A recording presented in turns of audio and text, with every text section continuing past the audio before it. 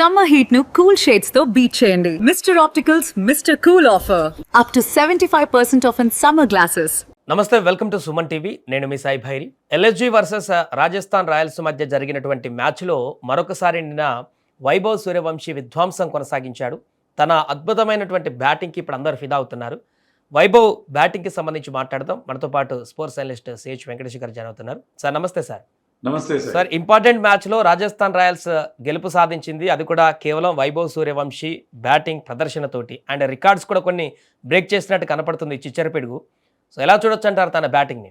Is absolutely phenomenal Sai. ఎందుకంటే ఇలాంటి ఒక ప్లేయర్ అంటే మనం మొన్నటి దాకా ఏమనుకున్నామంటే ఏదో ఒక మెరుపులా మెరుస్తాడేమో, కొన్నిసార్లు బాగా ఆడతాడు, కానీ ఇంత కంటిన్యూస్గా he has been playing so well.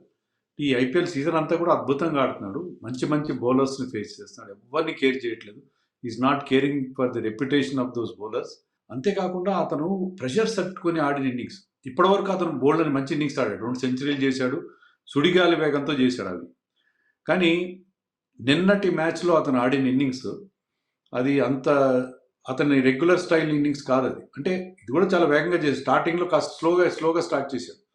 అతను చూపించిన మెచ్యూరిటీ, ఆ ప్రెషర్ సిచ్యుయేషన్ 221 చేజ్ చేస్తూ ఆ చేజ్ని అతను కంప్లీట్ చేయడం, టోటల్గా మ్యాచ్ని తన కంట్రోల్లో తీసుకోవడం, దట్ ఈస్ మోర్ ఇంపార్టెంట్. మనం ఇంగ్లీష్లో ఒక మాట వాడతాం, old head on and young shoulders అని చెప్పి. సో అతను he is having that old head on young shoulders. So అంత చిన్న వయసులో అంత మెచ్యూరిటీ, ఆ సిచ్యుయేషన్ తగినట్టుగా అంత రెస్పాన్సిబుల్గా ఆడడం. సో అతనికి వాళ్ళ కోచ్ చెప్పింది బహుశా ఏంటంటే, నువ్వు ఎక్కువసేపు నువ్వు నిలబడితే ఖచ్చితంగా టార్గెట్ మనం రీచ్ కావాలి. Target is difficult target, 200+ target ఎక్కడైనా సరే డిఫికల్ట్ టార్గెట్. కానీ నువ్వు ఉంటే ఆ చేసి కంప్లీట్ చేస్తావంటే రెగ్యులర్గా అతను ఆడే స్టైల్లో కాకుండా కొంత రిస్క్ తగ్గించి మరీ ఆడాడు. And he achieved that target. అలాగే సిక్స్ల రికార్డు కూడా ఈ సీజన్లో ఎవరు కొట్టనటువంటి సిక్సెస్ ఇండియా ప్లేయర్లలో తను సాధించాడు. ఇంకా మ్యాచెస్ ఉన్నాయి కాబట్టి మొత్తం టోటల్ రికార్డు కూడా కొడతాడేమో అనిపిస్తుంది. సో సిక్స్లకు పెట్టింది పేరు అన్నట్టుగా మారిపోయాడు వైభవ్ సూర్యవంశీ. ఏం టెక్నిక్ అంటారు వైభవ్ది ఇంత ఈజీగా సిక్స్లు కొట్టడానికి? ఇప్పటికి 53 సిక్స్లు కొట్టాడు. మీరు అన్నట్టు క్రిస్ గేల్ రికార్డు ఒకటి ఉంది, 2013లోనే ఎప్పుడో క్రిస్ గేల్ ఇంకా ఎక్కువ 60కి పైగా సిక్స్లు కొట్టాడు. సో ఈ సిక్సర్ల రికార్డు, ఇవన్నీ రికార్డుల గురించి నేనైతే మాట్లాడను. మీరు అన్నట్టు సిక్సర్లు అతను కొట్టడానికి కారణం ఏంటంటే 2, హీ హాస్ గాట్ పవర్. ఓ 15 ఏళ్ళ కుర్రాడికి అంత పవర్ ఎలా ఉందంటే అదే కదా స్పెషాలిటీ. పవర్ ఉంది అతని దగ్గర, ఆ టైమింగ్ కూడా ఉంది, ఆ ధైర్యం ఉంది. అన్నిటికంటే కావాల్సింది ఆ ధైర్యం, ఆ ఫియర్లెస్నెస్. ఇప్పుడు ఏజ్ పెరిగే కొద్దీ ఒక ఫియర్ ఆఫ్ ఫెయిల్యూర్ అనేది ఉంటుంది. కానీ యంగ్స్టర్స్లో ఏంటంటే ఆ ఫియర్ ఆఫ్ ఫెయిల్యూర్ ఉండదు. సో యంగ్స్టర్స్ ఒక కార్ నడిపినా, బైక్ నడిపినా, వాళ్ళు నడిపేంత వేగంగా పెద్దవాళ్ళు నడపలేరు. ఎందుకంటే వాళ్ళకి ఆ ఫియర్ ఆఫ్ ఫెయిల్యూర్ ఉండదు. సో చాలా దూకుడుగా వెళ్ళిపోతారు. సో అలాంటి ఆ ఫియర్లెస్నెస్, ఆ టైమింగ్ అండ్ అతనికి ఉన్న పవర్, ఆ చిన్న ఏజ్లోనే అతని షోల్డర్స్లో ఉన్న పవర్, ఇవన్నీ కలిపి అతను అంత బిగ్ సిక్సర్స్ కొడుతున్నాడు. అతను ఎక్కువగా లెగ్ సైడ్లోనే ఆడతాడని చెప్పి ఒక ఫీలింగ్ కలిగింది చాలామంది, కానీ లెగ్ సైడ్లో కాదు. నిన్న మ్యాచ్లో ఆఫ్ సైడ్లో కూడా మంచి సిక్స్లు కొట్టాడు.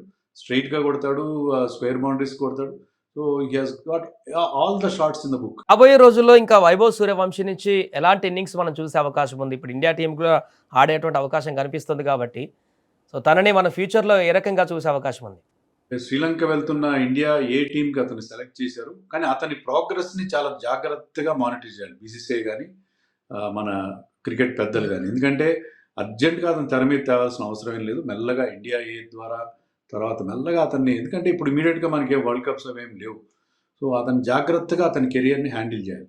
ఎందుకంటే చాలా తొందరపడి అతన్ని లైమ్లైట్లోకి, మరి ఇప్పటికే చాలా లైమ్లైట్లో ఉన్నాడు, బోల్డంత మనీ ఉంది అతని దగ్గర, చాలా నేమ్ అండ్ ఫేమ్ ఉంది.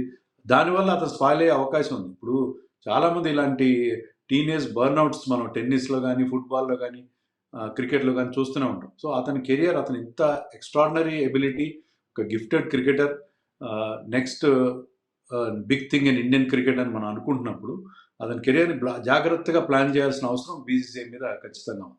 Thank you so much. అదే వైభవ్ సూర్యవంశీ సృష్టిస్తున్నటువంటి బీభత్సం ఇది ఈ సీజన్లో. గత సీజన్లోనే మెరిసాడు అనుకుంటే ఈ సీజన్లో కన్సిస్టెన్సీగా అద్భుతమైనటువంటి బ్యాటింగ్ తోటి ఆరెంజ్ క్యాప్ హోల్డర్గా కూడా మారిపోతున్నాడు. చూడాలి, మిగతా ఇంకొక మ్యాచ్ ఉంది, అందులో క్వాలిఫై అయితే ప్లే ఆఫ్స్ కూడా వెళ్తారు కాబట్టి మిగతా మ్యాచ్లో ఎలాంటి ప్రదర్శన చేస్తాడు వైభవ్ అనేది వేచి చూద్దాం.